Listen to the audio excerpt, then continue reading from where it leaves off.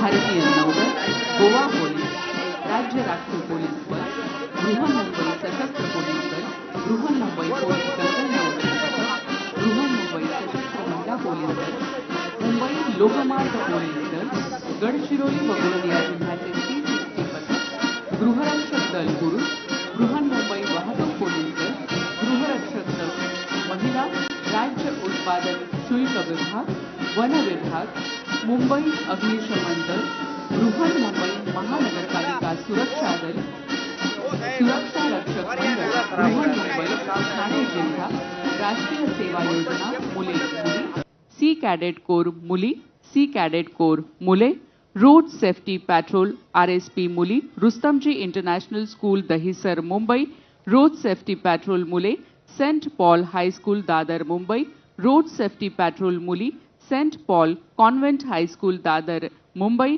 Road safety patrol doctor Antonio da Silva high school Dadar. तर मुंबई, ठाणे आणि पुण्यामधली ही दृश्य आपण पाहतो आहोत. पुण्यामध्ये देखील अशाच पद्धतीनं हे ध्वजारोहण उपमुख्यमंत्री अजित पवार यांच्या हस्ते पार पडलं आणि पहिल्यांदाच जय पवार हे देखील या कार्यक्रमासाठी उपस्थित राहिलेले आपल्याला यंदाच्या वेळेला बघायला मिळालेले आहेत. यानंतर दोन्ही उपमुख्यमंत्री हे संबोधित करतायत आपण पाहतोय. आपले जिल्हाधिकारी श्री कृष्ण पांचाळ, पोलीस आयुक्त आशुतोष डुंबरेजी, महापालिका आयुक्त सौरभराव, त्याचबरोबर स्वामी आपले DS पोलीस अधीक्षक ज्ञानेश्वर चव्हाण, अपर पोलीस अधीक्षक रणजित यादव, सर्व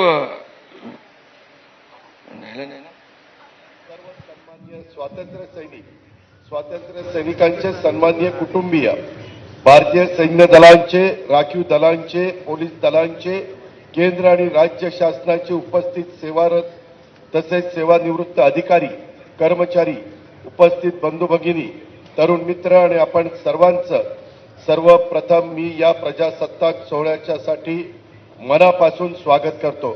आपल्या सर्वांना तसंच समस्त महाराष्ट्रवासियांना, देशवासियांना प्रजासत्ताक दिनाच्या मनापासून शुभेच्छा देखील देतो. आजचा दिवस भारतीय प्रजासत्ताकाचा, भारतीय लोकशाहीचा आणि भारतीय स्वातंत्र्याचा उत्सव साजरा करण्याचा दिवस आहे.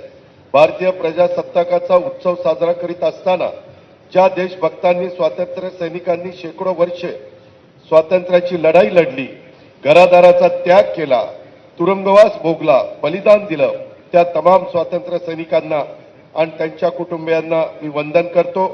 स्वातंत्र्य लढ्याच्या बरोबरीनं गोवा मुक्ती संग्राम, हैदराबाद मराठवाडा मुक्ती संग्राम, संयुक्त महाराष्ट्राच्या स्थापनेसाठी ज्या वीरांनी हौतात्म्य पत्करलं त्या वीरांना मी अभिवादन करतो.